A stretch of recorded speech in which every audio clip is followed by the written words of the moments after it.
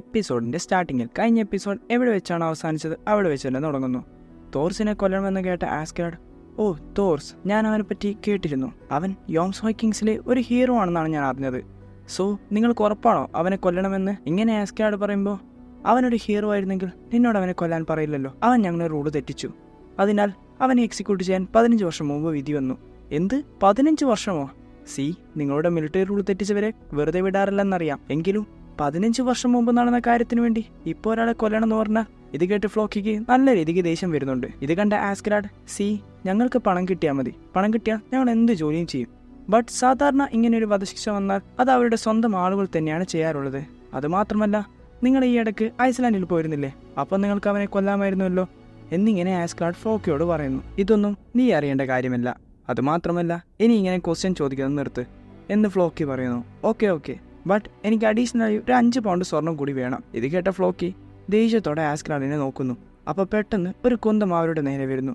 രണ്ടുപേരുടെയും ഇടയിലൂടെ മതിലിൽ ഒരു ഷീറ്റിൽ തറച്ചു കയറുന്നു. കുന്തം അവർക്ക് നേരെ എറിഞ്ഞതിന് ആസ്കാർഡിന്റെ ഗ്രൂപ്പിലെ വ്യക്തി ബ്യോൺ ക്ഷമ ചോദിക്കുന്നു. ആസ്കാർഡ് എഴുന്നേറ്റ് ഒരു തമാശ രീതിയിൽ, നിന്നോട് എത്ര വട്ടം പറഞ്ഞിട്ടുണ്ട് ശ്രദ്ധിക്കണമെന്ന്.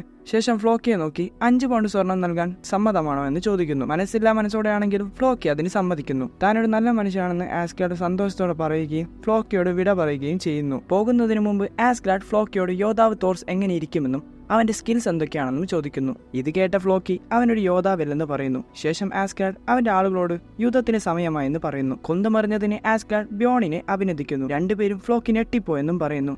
ഇതേ സമയം ഫ്ലോക്കി ആ കുന്തമുള്ള ഷീറ്റ് നീക്കം ചെയ്യുകയും ഷീറ്റിന് പിന്നിൽ ഒളിച്ചിരുന്ന യോംസ്ഹോക്കിങ്ങിനെ കുത്തിയതായി കാണുകയും ചെയ്യുന്നു. അവിടുന്ന് കട്ട് ചെയ്ത ഉറക്കത്തിൽ കിടക്കുന്ന ഇൽവയെ ആരി അവളുടെ വീട്ടിൽ സന്ദർശിക്കുകയും ഇംഗ്ലണ്ടിനെ കീഴടക്കിയ ശേഷം അവൾക്കായി ഒരു മാലയുമായി മടങ്ങി വരാമെന്ന് വാഗ്ദാനവും ചെയ്യുന്നു. ആരിക്ക് ഇൽവയെ കല്യാണം കഴിക്കണമെന്ന് ആഗ്രഹമുണ്ട്. ബട്ട് അവൻ അതെങ്ങനെ പറയണമെന്ന് അറിയില്ല. ഇതേ സമയം അവിടെ ആരിയുടെ അമ്മ വന്ന്, മോനെ, നീ ലഞ്ച് ബോക്സ് എടുക്കാൻ മറന്നു. ഇത് കണ്ട ആരി അവന്റെ അമ്മയും വിളിച്ച് അവിടെ നിന്ന് ഇൽവയോട് ബായ് പറഞ്ഞു പോകുന്നു. ഇങ്ങനെ ആരി പോകുമ്പോൾ അവർ ഇന്ന് യുദ്ധത്തിന് പോവുകയാണെന്ന് ഇൽവ ഓർക്കുന്നു. പെട്ടെന്ന് മറ്റെല്ലാ ചെറുപ്പക്കാരും ഇൽവയെ സമീപിക്കുകയും അവളോട് സംസാരിക്കാൻ ശ്രമിക്കുകയും ചെയ്യുന്നു. ഡോക്കിൽ ആളുകൾ അവരുടെ കുടുംബത്തോട് വിട പറയുന്നു. ഇതേ സമയം ഇൽവയോട് എന്താണ് പറഞ്ഞതെന്ന് മോർഡ് ആരിയോട് ചോദിക്കുന്നു. അവനോട് മിണ്ടാതിരിക്കാനും അവളിൽ നിന്ന് അകന്നു നിൽക്കാനും ആരി പറയുന്നു. അങ്ങനെ ഇവർ രണ്ടുപേരും തർക്കിക്കുന്നു. അപ്പോൾ ഒരു യുവതി ആരിയെ സമീപിച്ച് അവനോട് ജാഗ്രത പാലിക്കാൻ പറയുന്നു. എന്നിരുന്നാലും അവനും മോർഡും തർക്കം തുടരുന്നു. അവിടെ ലീഫ് യുവതിയെ സമീപിച്ച് ഒരു രഹസ്യം പറഞ്ഞ് അവളെ ആശ്വസിപ്പിക്കുന്നു. ആരിയും മറ്റു പുരുഷന്മാരും യുദ്ധത്തിന് പോകില്ല. യോംസ്ബർഗിലേക്കുള്ള യാത്രയിൽ അവർ നോർവേയിൽ നിർത്തി ഗ്രാമത്തിലുള്ളവരെ അവിടെ വിട്ടുപോകും.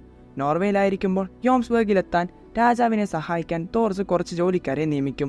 നോർവേയിലെ മുൻ രാജാവുമായി സൗഹൃദത്തിലായിരുന്നതിനാൽ അത് സാധ്യമാകുമെന്ന് ലീഫ് പറയുന്നു. ലീഫ് തന്റെ ബിസിനസ് പൂർത്തിയാക്കി കഴിഞ്ഞാൽ അവൻ ഗ്രാമത്തിലുള്ളവരെ തിരിച്ചു കൊണ്ടുവരുമെന്ന് പറയുന്നു. ഇത് കേട്ട യുവതി സന്തോഷിക്കുന്നു. ബട്ട് തോർസ് ഒറ്റയ്ക്ക് യുദ്ധത്തിന് പോകുമോ എന്നാണ് യുവതി ലീഫിനോട് ചോദിക്കുന്നത്. ഇതേ സമയം തോർസ് ഗ്രാമത്തിൽ തോർഫിനെ തിരയുന്നു. അതിനുശേഷം ആളുകൾ കപ്പൽ കയറാനും തൊയ്യാനും തയ്യാറാണ്. തോർസിന്റെ കപ്പലിൽ 5 പേർ ഒരു വശത്തും തോർസ് മറുവശത്ത് ഒരു കൂറ്റൻ തൊയ്യുമായി തൊയ്യുന്നു. അവരുടെ പിതാവിന് യാത്ര അയക്കാൻ തോർഫിനിടെ വരാത്തത് എന്തുകൊണ്ടാണെന്ന് ഇൽവ ആശ്ചര്യപ്പെടുന്നു. തോർഫിനോട് തനിക്ക് എന്തെങ്കിലും പറയാൻ തോർസ് ഹെൽഗയോട് ആവശ്യപ്പെടുന്നു. പക്ഷേ അവൻ അത് പറയാൻ സാധിക്കുന്നില്ല. അവൻ എന്താണ് ഉദ്ദേശിച്ചതെന്ന് ഹെൽഗക്ക് മനസ്സിലാകുന്നു.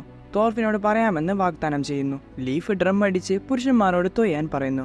2 കപ്പലുകളും ഡോക്കിൽ നിന്ന് നീങ്ങുന്നു. ഭീമൻ തൊയ്യുമായി തനിയെ തൊയ്യാൻ തോർസിന് കൈവന്നതിൽ യുവാക്കൾ ആശ്ചര്യപ്പെടുന്നു. ഗ്രാമവാസികൾ അവരോട് വിട പറയുന്നു. ഒരു വലിയ തുയച്ചിൽ കഴിഞ്ഞ് യുവാക്കൾ തളർന്നിരിക്കുന്നു. അവർ ക്ഷീണിതരാണെന്ന് തോർസ് ശ്രദ്ധിക്കുകയും തങ്ങൾക്ക് തൽക്കാലം തൊയ്യേണ്ടി വരില്ലെന്നും പറയുന്നു. അപ്പോൾ അവിടെ ഒരാൾ, നമുക്കിനി തിരിച്ചു പോകാൻ സാധിക്കില്ലല്ലോ ഫാദർ. ഇത് കേട്ട് തോർസ് അതെ എന്ന് പറയുന്നു. ഒന്ന് ഞെട്ടി തോർസ് അതാരാണെന്ന് നോക്കുന്നു.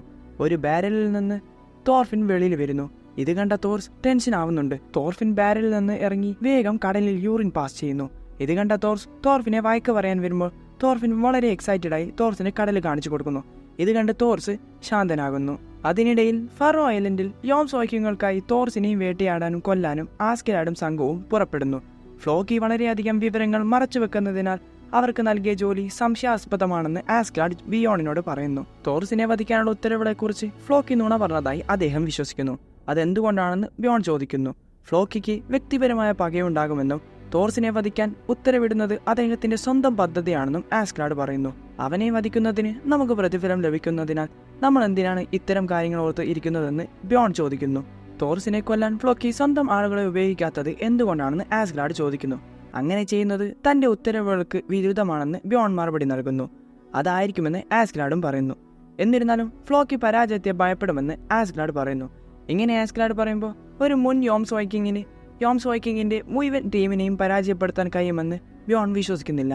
തോർസിനെ കാണാനുള്ള തന്റെ ആഗ്രഹം ആസ്ഗ്ലാർഡ് പ്രകടിപ്പിക്കുകയും താൻ കാത്തിരിക്കുന്നത് ഒരു യോദ്ധാവിനെയാണെന്ന് പ്രതീക്ഷിക്കുകയും ചെയ്യുന്നു. അവിടുന്ന് കട്ട് ചെയ്ത അനുവാദമില്ലാതെ കപ്പൽ കയറിയതിന് തോർഫിനെ അടിക്കുന്നു. ശേഷം രാത്രിയിൽ തോർഫിൻ ഇപ്പോൾ ഉറങ്ങുകയാണ്.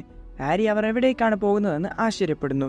കാരണം അവിടെ നക്ഷത്രമൊന്നുമില്ല. ഇതേ സമയം ലീഫ് തന്റെ കപ്പലിൽ നിന്ന് വിളിച്ചു പറയുന്നു കാറ്റ് മാറിയെന്നും ചെറുതായി വലത്തോട്ട് ചെരിഞ്ഞു പോകണമെന്നും അതിനാൽ തന്റെ ചെറിയ കപ്പലിന്റെ വഴി പിന്തുടരാൻ ലീഫ് തോർസിനോട് പറയുന്നു.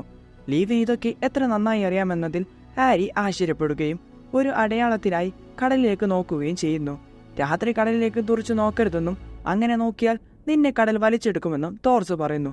ഇത് കേട്ട് ഹാരി ഒന്ന് പേടിക്കുന്നുണ്ട്. ശേഷം ഹാരി തോർസ് ധാരാളം യുദ്ധങ്ങളിൽ പങ്കെടുത്തിട്ടുണ്ടാകുമെന്നും അതിനെക്കുറിച്ചുള്ള ഒരു കഥ കേൾക്കാൻ ആഗ്രഹിക്കുന്നുവെന്നും പറയുന്നു. പിന്നെ ഞാനൊരു ശത്രു ക്യാപ്റ്റനെ വെട്ടി ഒരു യഥാർത്ഥ മനുഷ്യനാകുമെന്നും അവൻ പറയുന്നു. ഇത് കേട്ട തോർസ് എന്റെ മകൾക്ക് ശക്തരായ യോദ്ധാക്കളെയാണ് ഇഷ്ടം. ഹാരി, നിനക്ക് ഇൽവയെ ഇഷ്ടമാണോ? ഇത് കേട്ട ഹാരി അതെ എന്ന് പറയുന്നുണ്ട്. ഞാനൊരു യോംസ് വൈക്കിംഗ് ആയിരിക്കുമ്പോഴാണ് ഇൽവ ജനിച്ചത് എന്ന് തോർസ് പറയുന്നു. ഇങ്ങനെ തോർസ് ഇൽവ ജനിച്ചത് ഓർക്കുന്നു. 15 വർഷം മുമ്പ് തന്റെ ആദ്യത്തെ കുട്ടി ഒരു പെണ്ണായതിൽ തോർസിന് നിരാശയുണ്ട്. അതുമാത്രമല്ല അവനൊരു കുട്ടിയെ എടുക്കാൻ പോലും അറിയില്ല. ഇതൊക്കെ കണ്ട് അവിടുത്തെ നഴ്സുമാർ ടെൻഷനായി നോക്കുന്നുണ്ട്. തോർസ് തന്റെ മകളെ ഹെൽഗയ്ക്ക് തിരികെ നൽകുകയും അടുത്തത് ഒരു മകനെ നൽകണമെന്ന് ആവശ്യപ്പെടുകയും ചെയ്യുന്നു.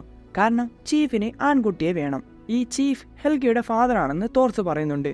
അവരുടെ കുട്ടിക്ക് ഒരു പേര് നൽകാൻ ഹെൽഗ തോർസിനോട് പറയുന്നു. എന്നാൽ കുഞ്ഞിന് പേരിടാൻ തനിക്ക് സമയമില്ലെന്നും സ്വയം ഒരു പേര് നൽകാൻ ഹെൽഗയോട് പറയുന്നു. കാരണം തോർസിന് മറ്റ് യോംസ് വൈക്കിങ്ങുകൾക്കൊപ്പം നോർവേയിലേക്ക് പോകണം. അവിടെ ഒരു സഹ യോംസ് വൈക്കിംഗ് തോർസിനോട് അവരുടെ കപ്പൽ തയ്യാറാണെന്ന് പറയുന്നു. ബട്ട് ഹെൽഗ ആകട്ടെ തങ്ങളുടെ കുട്ടിക്ക് ഒരു പേരിടാൻ നിർബന്ധപൂർവ്വം തോർസിനോട് പറയുന്നു. ആദ്യമായിട്ടാണ് ഹെൽഗ ദേഷ്യപ്പെടുന്നത് താൻ കാണുന്നതെന്ന് തോർസ് പറയുന്നു.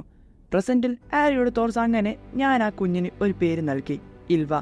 ആ പേരാണ് എന്റെ മനസ്സിൽ ആദ്യം വന്നത്. അതെന്റെ അമ്മയുടെ പേരായിരുന്നു. എന്ന് ഇൽവ ജനിച്ചോ അന്ന് തൊട്ടാണ് ഞാൻ യുദ്ധത്തെ ഭയപ്പെടാൻ തുടങ്ങിയത്. കാരണം എനിക്ക് എന്റെ ഫാമിലിയെ നഷ്ടപ്പെടുമോ എന്നുള്ള ഭയം. ഇതൊക്കെ കൊണ്ടാണ് ഞാൻ യുദ്ധത്തിൽ നിന്ന് ഒളിച്ചോടിയത്. ഇങ്ങനെ ഇവർ സംസാരിച്ചു കൊണ്ടിരിക്കുമ്പോൾ ലീഫ് നമ്മൾ ഫാറോ ഐലൻഡിൽ എത്താറായെന്ന് പറയുന്നു. അവിടുന്ന് കട്ട് ചെയ്താൽ രാവിലെ തോർസും ആളുകളും ഫാറോ ഐലൻഡിൽ എത്തിച്ചേരുന്നു. ഇങ്ങനെ ഇവർ ഇറങ്ങാൻ സ്ഥലം നോക്കുമ്പോൾ തോർഫിൻ ഇത് ഇംഗ്ലണ്ട് ആണോ എന്ന് തോർസിനോട് ചോദിക്കുന്നു. ഇത് കേട്ട ലൈഫ് തങ്ങൾ ഇംഗ്ലണ്ടിന്റെ അടുത്തുപോലുമില്ലെന്ന് മറുപടി നൽകുന്നു. നമ്മളിപ്പോൾ ഉള്ളത് ഐസ്ലാൻഡിന്റെയും നോർവേയുടെയും ഇടയിലുള്ള ഫാറോ ഐലൻഡിലാണെന്നും എല്ലാവരും ഇവിടെ വിശ്രമിച്ചാൽ യാത്ര എളുപ്പമാകുമെന്നും അദ്ദേഹം പറയുന്നു. ഇവിടെ നിന്ന് നമുക്ക് മുന്നോട്ടുള്ള യാത്രയ്ക്കായുള്ള ഫുഡ് ലഭിക്കുമെന്നും ലീഫ് പറയുന്നു. തോർസ് യുവാക്കളോട് തോയാൻ തയ്യാറെടുക്കാൻ പറയുന്നു. ഇത് കേട്ട് അവർ ക്ഷീണിതരാകുന്നു. 2 കപ്പലുകൾ ഫിയോഡിലൂടെ തോയുമ്പോൾ എന്തോ കുഴപ്പമുണ്ടെന്ന് ലീഫ് സംശയിക്കുന്നു. അതെന്താണെന്ന് തോർസ് ചോദിക്കുന്നു. തന്റെ അവസാനത്തെ സന്ദർശനത്തിൽ നിന്ന് വ്യത്യസ്തമായി എന്തോ തോന്നുന്നുവെന്ന് ലീഫ് പറയുന്നു. തങ്ങളെ ആരെങ്കിലും നിരീക്ഷിക്കുന്നുണ്ടോ എന്നറിയാൻ തോർസ് ചുറ്റും നോക്കുന്നു. ഗ്രാമത്തിൽ കഴിഞ്ഞ തവണത്തേക്കാൾ വീടുകൾ കുറവാണെന്ന് ലീഫ് മനസ്സിലാക്കുന്നു. തോർസ് ലീഫിനോട് പറയുന്നു അവർ പിന്നോട്ട് പോകണം, കാരണം എന്തോ ഇവിടെ ശരിയല്ല. തോർസും ലീഫും തങ്ങളുടെ കപ്പലുകൾ തിരിയുമ്പോൾ പാറയുടെ മുകളിലുള്ള ഒരു കൂട്ടം ആളുകൾ നിരീക്ഷിക്കുകയും ഇങ്ങനെ ഇവർ തിരിച്ചു പോകുന്നത് കണ്ട് അവർക്ക് നമ്മൾ ഇവിടെ ഉണ്ടെന്ന് മനസ്സിലായി. അതിനാൽ അവർ തകർന്ന തടിയുടെയും അവശിഷ്ടങ്ങളുടെയും ഒരു കൂമ്പാരം പാറക്കെട്ടിൽ നിന്ന് തള്ളാൻ മറ്റുള്ളവരോട് കൽപ്പിക്കുന്നു. അവശിഷ്ടങ്ങൾ ഏതാണ്ട് കപ്പലുകളിൽ പതിക്കുകയും ഒരു അണക്കെട്ട് സൃഷ്ടിക്കുകയും ചെയ്യുന്നു. അതവരെ പുറത്തു പോകുന്നതിൽ നിന്ന് തടയുകയും ചെയ്യുന്നു. അവശിഷ്ടങ്ങൾ കൊണ്ട് ആർക്കെങ്കിലും പരിക്കേറ്റോ എന്ന് ലീഫ് തോർസിനോട് ചോദിക്കുന്നു. ഇവിടെ എല്ലാവരും സേഫ് ആണെന്ന് തോർസ് മറുപടി പറയുന്നു. ഈ ഒളിച്ചിരിക്കുന്ന ആളുകൾ നമ്മുടെ നേരെ അമ്പെറിയും, അതിനാൽ എല്ലാവരും അവരുടെ ഷീൽഡ് യൂസ് ചെയ്യാൻ തോർസ് പറയുന്നു. തോർസ് തീരത്തേക്ക് നോക്കി യഥാർത്ഥ കെണി ഇതിന്റെ അകത്താണെന്ന് പറയുന്നു. പെട്ടെന്ന് ഒരു ഡ്രമ്മിന്റെ മുഴക്കം എല്ലാവരും കേൾക്കുന്നു. അവരെ ആക്രമിക്കാൻ 2 കപ്പലുകൾ അവർക്ക് നേരെ വരുന്നു. അവർ കടൽ കൊള്ളക്കാരാണെന്ന് ഹാരി പറയുന്നു. തോർസിന്റെയും ലീഫിന്റെയും ഗ്രൂപ്പുകൾ 2 ഭാഗത്തു നിന്നും ബ്ലോക്ക്ഡ് ആണ്. ആസ്ഗ്ലാർഡും അദ്ദേഹത്തിന്റെ സംഘവും അടുത്തു വരുന്നു. തോർസ് പറഞ്ഞതുപോലെ ഒരു കൂട്ടം ആളുകൾ അവരെ എയിം ചെയ്ത് നിൽക്കുന്നു. ശേഷം ലീഫിന്റെ ഗ്രൂപ്പിലുള്ള ഒരാൾ നമ്മളിവിടെ അകപ്പെട്ടിരിക്കുവാണെന്ന് പറയുന്നു. എല്ലാവരും കീഴടങ്ങിയാൽ കടൽ കൊള്ളക്കാർ തങ്ങളെ ജീവിക്കാൻ അനുവദിച്ചേക്കുമെന്ന് മാഗ്നി പറയുന്നു. തങ്ങൾ അവരെ വെറുതെ വിടില്ലെന്നും അവരെ കൊന്നില്ലെങ്കിൽ കടൽ കൊള്ളക്കാർ അവരെ അടിമകളാക്കി വിൽക്കുമെന്നും ഹാരി പറയുന്നു. അവൻ വിറയലോടെ വാളെടുത്ത് പരിഭ്രാന്തിയോടെ പറഞ്ഞു അവർക്ക് 2 കപ്പലുകളെ എളുപ്പത്തിൽ പരാജയപ്പെടുത്താൻ കഴിയും. തോർസ് ഹാരിയെ ശാന്തനാക്കുകയും ഈ കടൽ കൊള്ളക്കാർ അവന്റെയും മറ്റു യുവാക്കളെയും മറികടന്ന് പരിചയസമ്പന്നരായ യോദ്ധാക്കളാണെന്ന് പറയുകയും ചെയ്യുന്നു. തോർസ് തോർഫിന് തന്റെ വാൾ നൽകാൻ തീരുമാനിക്കുകയും സ്വയം പ്രതിരോധിക്കാനുള്ള അവസാന ആശ്രയമായി മാത്രം ഉപയോഗിക്കാനും പറയുന്നു. കടൽക്കൊള്ളക്കാർ കൊല്ലുമോ ഇല്ലയോ എന്ന് ആരി ചോദിക്കുന്നു. എന്നാൽ കൊല്ലുക എന്ന വാക്ക് വളരെ നിസാരമായി പറയരുതെന്ന് തോർസ് അവനോട് പറയുന്നു. കപ്പലുകളിലൊന്നിൽ ആസ്ഗ്ലാഡിന്റെ രണ്ടാമത്തെ കമാൻഡായ ബ്യോൺ അവന്റെ വായിലൊരു മഷ്റൂം വെക്കുന്നു. അത് യഥാർത്ഥത്തിൽ എന്താണ് ചെയ്തതെന്ന് അവർക്കറിയാമെന്നതിനാൽ അദ്ദേഹത്തിന്റെ സഖാക്കൾ ടെൻഷനാകുന്നു. ബ്യോൺ ടാർഗറ്റുകളുടെ എണ്ണമെടുക്കുന്നു. അവിടെ 12 പുരുഷന്മാരും ഒരു കുട്ടിയും ഉണ്ടെന്ന് പറയുന്നു. ഇവരെ നമ്മളെല്ലാവരും ചേർന്ന് അറ്റാക്ക് ചെയ്യുന്നതിൽ ഒരു ത്രില്ലില്ലെന്ന് ബ്യോൺ പറയുന്നു. ഇവരെ ഞാൻ ഒറ്റയ്ക്ക് അറ്റാക്ക് ചെയ്യാമെന്ന് ബ്യോൺ പറയുന്നു. ഇങ്ങനെ ബ്യോൺ പറയുമ്പോൾ ആസ്ഗ്ലാഡ് ഇത് തന്നെയാണെങ്കിലോ അവരും ചിന്തിക്കുന്നത്. അപ്പോൾ നമ്മുടെ തോർസ് നേരെ ബ്യോണിന്റെ ഷിപ്പിൽ വരുന്നു. ഇങ്ങനെ അവൻ വന്നതും അവിടെയുള്ള ആളുകൾ തോർസിനെ അറ്റാക്ക് ചെയ്യുന്നു. ബട്ട് അവൻ അവന്റെ നേരെ വരുന്ന എല്ലാവരെയും അടിച്ചിടുന്നു. ഇതൊക്കെ കണ്ട് ബ്യോൺ ഒന്ന് ടെൻഷനാകുന്നുണ്ട്. ബട്ട് ആസ്ഗ്ലാഡ് ഇതൊക്കെ കണ്ട് ഇംപ്രസ് ആകുന്നു. അങ്ങനെ ഈ സീൻ കാണിച്ചതോടുകൂടിയാണ് ഈ എപ്പിസോഡ് അവസാനിക്കുന്നത്. സോ വീഡിയോ ഇഷ്ടപ്പെട്ടാൽ സബ്സ്ക്രൈബ് ചെയ്യുക ആൻഡ് അടുത്ത എപ്പിസോഡിൽ കാണാം. ബൈ.